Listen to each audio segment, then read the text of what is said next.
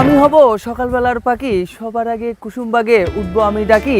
বাংলাদেশের জনপ্রিয় টিভি অনুষ্ঠান ইত্যাদির উপস্থাপক হানিফ সংকেতের কথা অনুকরণ এবং গাইবান্ধার আঞ্চলিক ভাষায় গীত গিয়ে সোশ্যাল মিডিয়া সহ নেট দুনিয়ায় ব্যাপক জনপ্রিয়তা অর্জন করেছেন গাইবান্ধার ছেলে রঞ্জু মিয়া। ভালো আছি, ভালো থেকো, আকাশের ঠিকানায় চিঠি লেখো। বর্তমানে সারা দেশে তিনি ভাইরাল রঞ্জু নামে পরিচিতি লাভ করেছেন। গাইবান্ধা জেলা সদর ঘাগোয়া ইউনিয়নের দাঁড়িয়াপুর গ্রামের হায়দার আলীর ছেলে রঞ্জু মিয়া।